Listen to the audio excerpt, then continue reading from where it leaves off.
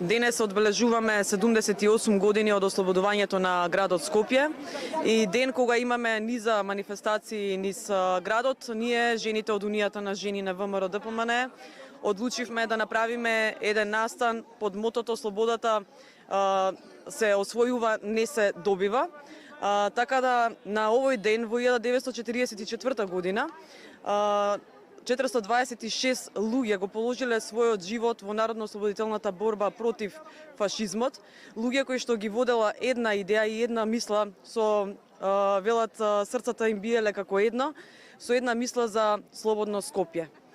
Значи, денеска на овој настан ќе ги спомнеме сите имиња 426 на луѓето кои што загинале, го положиле својот живот за да ние живееме слободно во Скопје.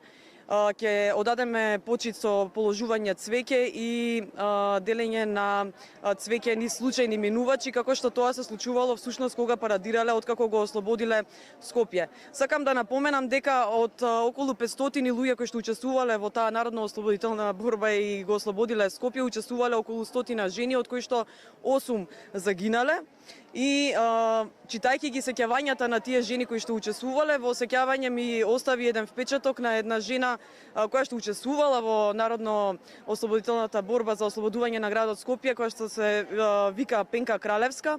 Во 2015 негде имаше една статија која што објаснуваше дека се чувствувала како најгордата скопјанка, бидејќи токму таа го ставила знамето кога го ослободуваат Скопје на врвот на офицерскиот дом. Тие имале причина да бидат горди, а за жал ние сме сведоци дека сега на Република Македонија ова што се случува е токму погазување на нивната жртва и непочитување кон нив.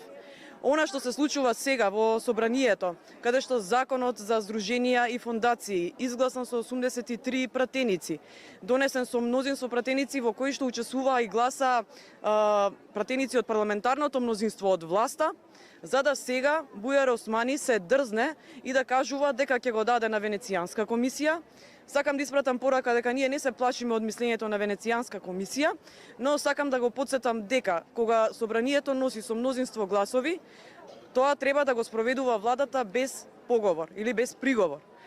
Но се дрзна, а ние се сеќаваме во минатото кога имаше закони кои што имаа забелешки од Венецијанската комисија, за закони кои што нив им одговараа, тие забелешки од Венецијанската комисија во тоа време не им беа важни.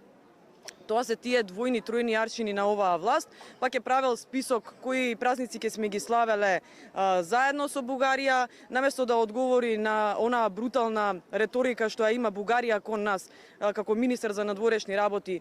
Тој вели ќе правел списоци како да си прави список или да си бира слава која што ќе си ја слави дома.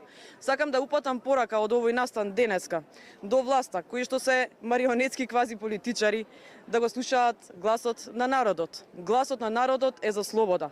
А на народот сакам да пратам порака за обединување. Нека ни е честит 13 ноември.